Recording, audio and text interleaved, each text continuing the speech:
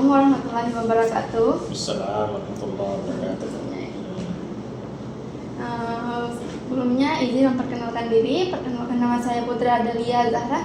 Saya dari Fakultas Keguruan dan Ilmu Pendidikan, Program Studi Bimbingan dan Konseling. Sini maksud dan sebelumnya terima kasih karena Bapak telah memberikan saya kesempatan, waktu dan tempat untuk saya melakukan wawancara. Ya.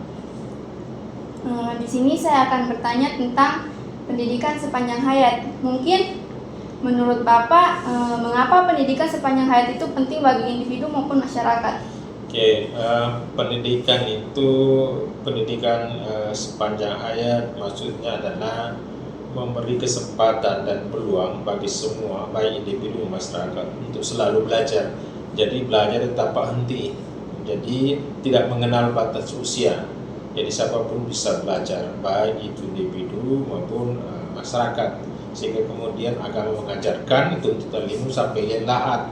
Itu artinya education for all, pendidikan untuk semua, pendidikan tidak berbatas waktu dan tempat. Karena semua orang, semua individu, semua masyarakat punya hak untuk mendapatkan pendidikan. Terus yang kedua, apakah Bapak pernah mengikuti kegiatan belajar di jalur formal? Misalnya kayak pelatihan, seminar. Oke. Biasa dan sering mengikuti pendidikan formal ya, di luar pendidikan formal. Karena bagi kami sebagai dosen tentu ini dalam rangka pengembangan diri, baik sebagai peserta seminar, workshop maupun sebagai presenter, mengikuti seminar sebagai orang yang memberikan informasi tambahan.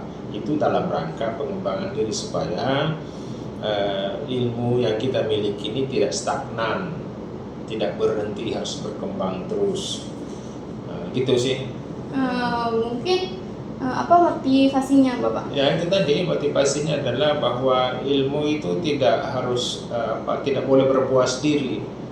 Ilmu itu selalu berkembang, karena itu adaptasi bagi seorang dosen penting, mengikuti selalu perkembangan. Terutama saat sekarang ini kan eranya digital, dosen-dosen maupun guru-guru seberapapun usianya itu harus secara perlahan, itu harus pandai, harus mampu mengikuti arus perkembangan sekarang, terutama perkembangan teknologi.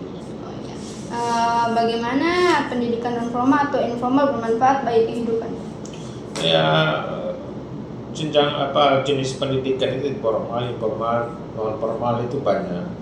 Jadi bagi kita semua tentu selain pengembangan diri, kemampuan diri, tapi juga untuk aspek ekonominya.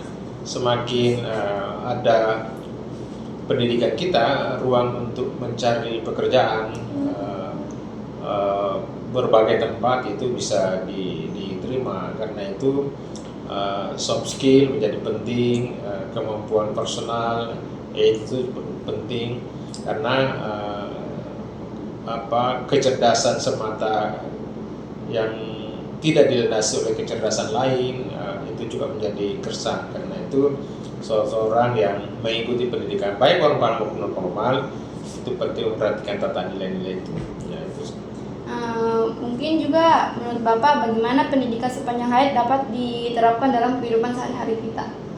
Ya, sekarang masyarakat semakin sadar bahwa pendidikan itu sangat penting bagi manusia. Ya. Jadi seseorang yang mengikuti pendidikan, belajar sepanjang hayat itu tidak berarti dia harus mengejar misalnya pegawai negeri, tetapi itu kebutuhan. Jadi belajar sepanjang hayat itu menjadi kebutuhan utama bagi seseorang. Untuk apa? Itu tadi saya sampaikan bahwa untuk pengembangan diri, untuk belajar, mengetahui tentang sesuatu. Karena jika kita tidak punya kepedulian terhadap pendidikan itu, atau kita tidak pernah peduli tentang belajar, maka terutama bagi mahasiswa ya tentu dia tertinggal. Ya, apalagi sekarang dunia persaingan semakin ketat ya, kita punya tantangan luar biasa, arus globalisasi sekarang semakin canggih, semakin menggerus pikiran kita, sehingga kemudian mahasiswa, pelajar harus mampu mengaktualisasikan dirinya, mengembangkan dirinya agar bisa bersaing, agar bisa beradaptasi dengan perkembangan sekarang. Mungkin apa tantangan terbesar kayak mewujudkan pendidikan sepanjang hayat di kehidupan masyarakat kita saat ini? Masih banyak masyarakat yang punya mindset, cara berpikir bahwa pendidikan tidak penting. Mungkin juga cara berpikir mereka melihat bahwa mereka yang sudah sekolah lalu kemudian tidak memberikan kontribusi yang positif bagi di tengah-tengah masyarakat, sehingga kemudian memperparah cara berpikir masyarakat itu bahwa pendidikan itu ternyata tidak semuanya memberi harapan baru. Ini jadi tantangan, karena itu ya ini yang perlu dilakukan oleh mahasiswa, memberi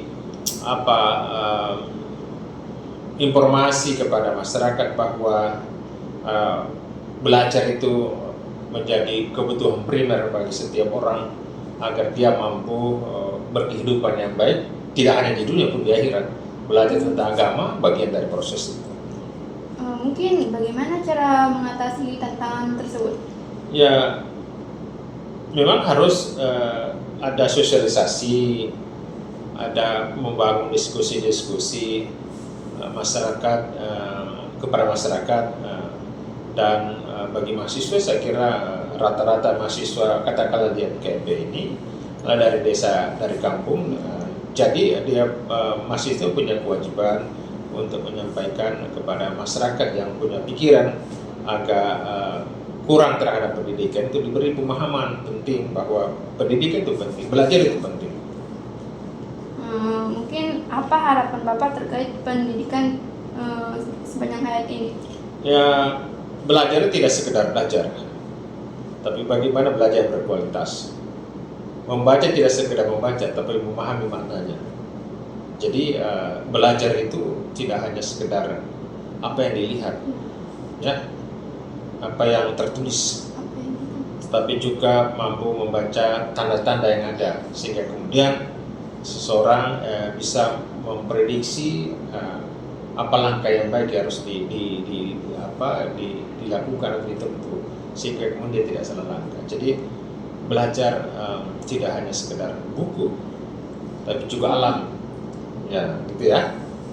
Ini yang paling penting. Mungkin ada apa pesan Bapak sebagai mungkin apa pesan Bapak bagi mahasiswa yang agar semangat dalam menjalankan pendidikan sepanjang hayat ini?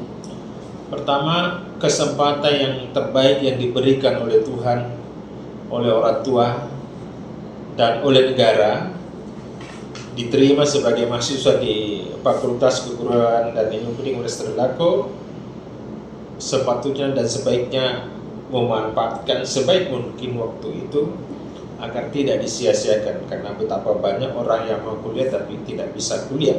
Karena itu harapan saya bagi seluruh mahasiswa di MKP khususnya dan Universitas Trisakti khususnya umumnya, bahwa belajarlah dengan baik, belajar dengan tekun, dan tidak berarti bahwa belajar itu hanya sekedar membaca di perkuliahan atau di bangku perkuliahan, tetapi juga mampu belajar beradaptasi dengan lingkungannya, berorientasi di kampus ini agar kematangan dia sebagai mahasiswa pada akhirnya nanti di tengah-tengah masyarakat dia mampu beradaptasi dengan masyarakat.